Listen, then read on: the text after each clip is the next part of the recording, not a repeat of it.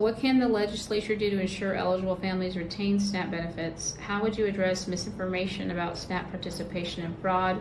And how should Kansas reduce agency errors that disrupt benefits? So in that case, can you reread the first one? Sure, Okay. yeah.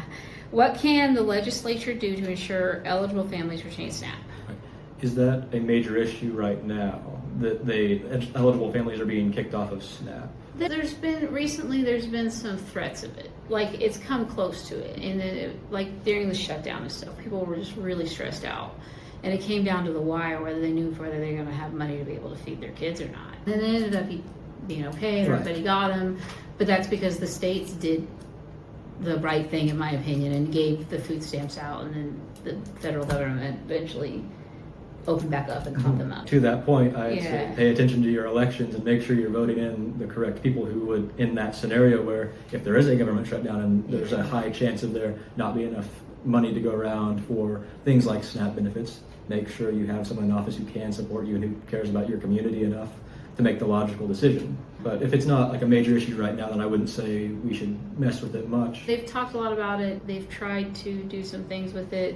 There's the whole thing of Kelly not giving out information to the federal government about SNAP benefits. And so, like, constituents online are saying a bunch of statistics on both sides that aren't true. Exactly. And when you look them up, you're like, where are you getting that? They're saying like 11% error rate. That doesn't mean it's 11% fraud. Most of those errors are agency errors. If that is a lot and that's a problem, it's like an agency issue, not necessarily like people trying to defraud the system. And so that's something that I am very interested in as well, because I like a lot of our programs, but if they are just hemorrhaging funds from who knows where, we do need to audit them and make sure they are doing exactly the right things. Do you have too many personnel? Do you have not enough? Why? Yeah. If we are giving you money from the voters, from our constituents, we need to make sure it's being spent properly. Yeah, it's two parts. They're starting to rebuild their staff, but for the longest time they were understaffed. So more errors happen when you have too much work to do, and they didn't pay very well. The quality of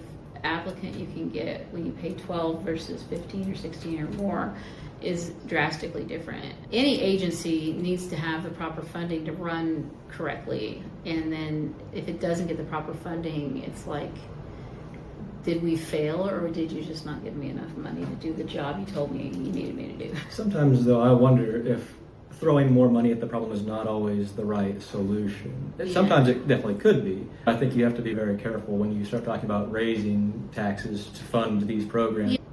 At the city level and in the state level, that we have plenty of money.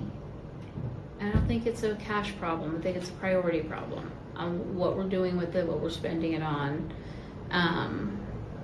Yeah, I think they're taking in plenty of money. If they would just focus on like the things that I feel like the government should focus on, like transportation, healthcare, education.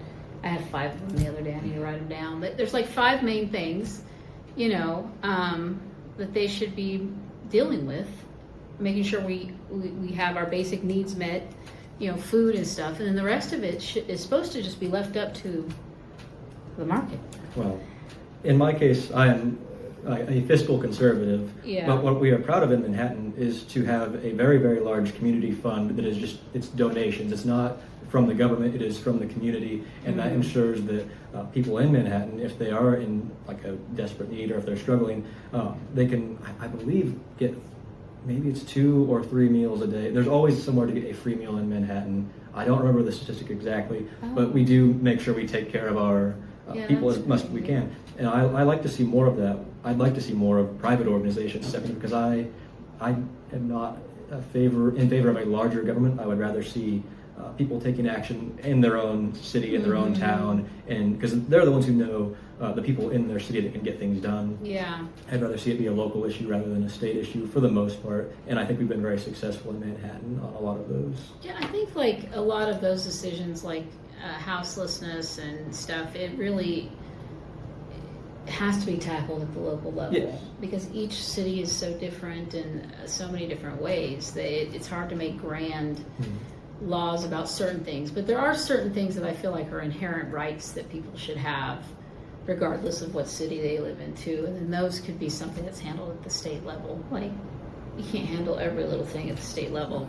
And then you don't want to overreach into the city's authority to run their city as they want. We wouldn't have cities. I think often people take their problem to the wrong level of government. Like cities offer so many opportunities, and I wish people would take more advantage of that.